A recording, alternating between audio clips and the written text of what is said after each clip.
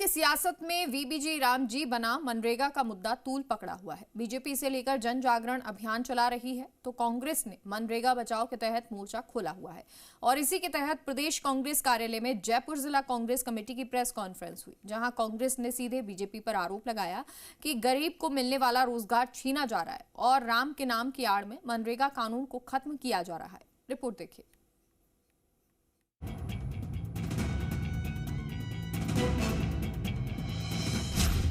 VBG Ram ji versus MNREGA, सियासी हंगामा, बदला नाम, नए प्रावधान, मचा सियासी घमासान, कानून, फंडिंग और गारंटी, कांग्रेस वर्सेस बीजेपी।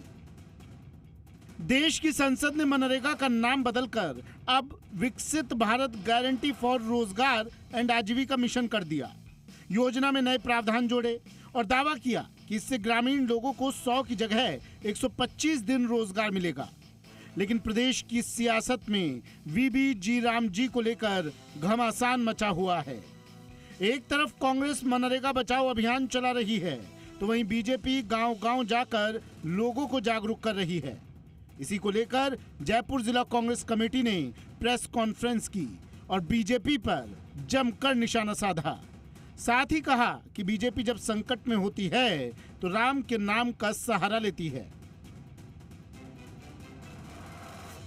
2.25 साल हो गए राजस्थान की भारतीय जनता पार्टी की वजनलाल जी के सरकार को।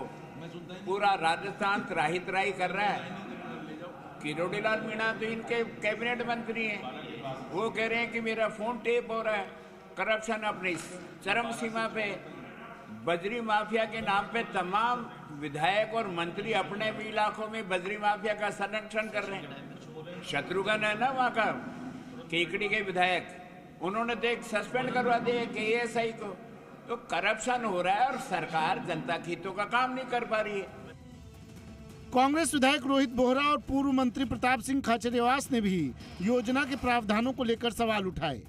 रोहित बोहरा ने कहा कि नाम बदलकर बीजेपी भावनाओं से खेल रही है, जबकि जमीन पर रोजगार खत्म हो रहा है। जब सरकार डेप्ट ट्रैप में है तो 60-40 के फॉर्मूले पर रोजगार कैसे मिलेगा? मनरेगा से गांवों की सफाई चलती थी, अब गंदगी का अंबार लगेगा और पलायन भी बढ़ेगा। एक तो ये नरेगा एक्ट खत्म हो गई, जो 80 और 85 हजार करोड़ रुपया इनको खर्च करना था हर साल, उसका 10% जो ये पैसा देते थे वो सिर्फ पैसा देते थे पक्के कामों में। और आपको जानकर दुख होगा कि अभी तक 2022 के जो पक्के काम हैं उनके पैसा भी गांव में लोगों को नहीं मिला है, सरपंचों को नहीं मिला है। तो काम आपने कुछ किया नहीं। महात्मा गांधी का नाम नरेगा से आपने हटा दिया और राम जी का नाम आप ले रहे हो, तो राम जी का नाम लिखे बीजेपी, नहीं तो ये माना जाएगा पूरे देश में कि बीजेपी भगवान राम की विरोधी है।